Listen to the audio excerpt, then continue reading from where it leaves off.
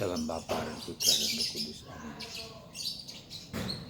Puji syukur kami aturkan kepadamu ya Bapa. Engkau mengingatkan kami untuk hidup dalam Roh Kudus. Hidup dalam buah-buah Roh Kudus. Dan bukan kedagingan.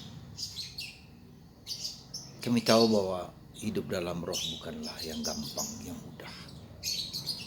Curahkan Roh Kudus-Mu ke dalam hati kami supaya kami sungguh-sungguh menjalankan sesuai dengan kehendak-Mu. Terpujilah nama-Mu kini dan sepanjang segala masa. Amin. Para saudaraku terkasih dalam Kristus, hari ini dalam bacaan pertama dalam surat Paulus kepada umat di Galatia, kita diingatkan kembali betapa pentingnya hidup dalam Roh Kudus. Yesus dalam Injil Yohanes mengatakan hidup dalam roh dan kebenaran. Dan Tuhan Yesus kembali kepada Bapa dengan memberikan Roh Kudus kepada kita. Supaya kita dimampukan untuk hidup dalam level ilahi. Kita tidak hanya tinggal dalam level duniawi tetapi masuk ke level ilahi. Ya, level surgawi. Level Allah. Dan untuk itu betapa kita tahu tidak mudah. Hidup dalam roh itu dilukiskan oleh Paulus dengan sangat detail, sangat konkret. Paulus menyebutkan dulu adalah bahwa hidup dalam roh itu adalah hidup dalam kasih. Sukacita, damai, sejahtera, kesabaran, kemurahan, kebaikan, kesetiaan, sikap lemah lembut, penguasaan diri, dan tidak ada hukum yang menentang hal-hal itu. Coba lihat. Apakah kita bisa hidup dalam sukacita? Apakah kita bisa hidup dalam damai, kesabaran, murah hati, kasih? Hampir susah, hampir sulit. Justru kita hidup dalam daging, kata Paulus.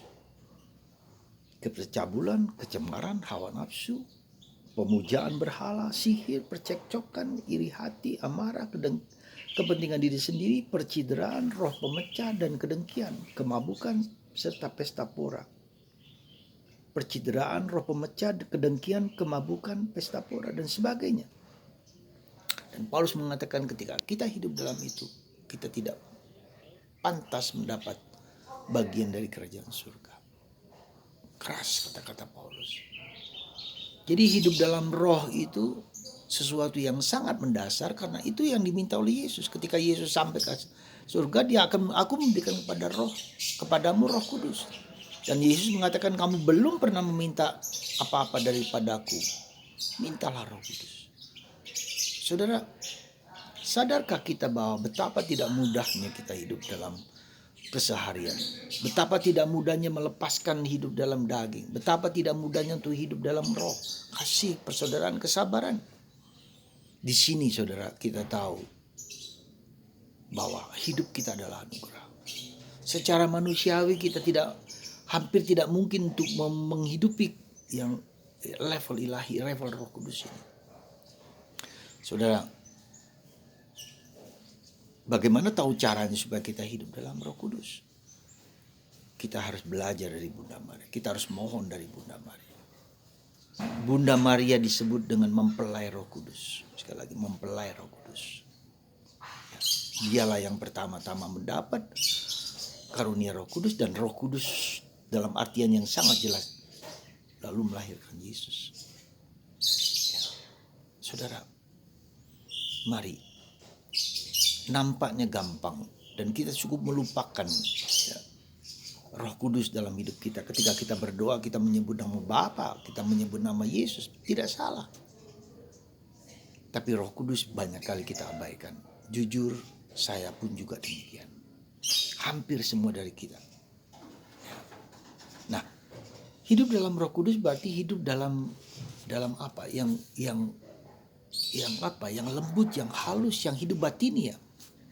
Hidup dalam batinia, yang Roh Kudus, roh kasih, kesabaran, dan juga daging itu juga bagian dari batinia. Hidup dalam batin kita. Kita tidak cukup hanya memperhatikan aspek lahir ya, aspek eksternal ya, kecantikan, keindahan, rumah yang hebat, mobil yang gagah perkasa, tempat tidur yang empuk, ya, kolam renang, semua yang seringkali dilukiskan di dalam dunia medsos tentang orang kaya A, B, dan C, sultan A, B, dan C. Baik, perlu, tetapi tidak lupa itu kan lenyap, itu kan hancur. Itu aspek eksterior. Belum tentu aspek interior kita perhatikan. Maka Yesus mengatakan kalian itu seperti apa? Seperti kuburan. Di luar kelihatan indah, di dalam kelihatan bangkai. Dan itulah kita semua. Dan untuk hidup dalam roh yang di dalam batin kita butuh Roh Kudus.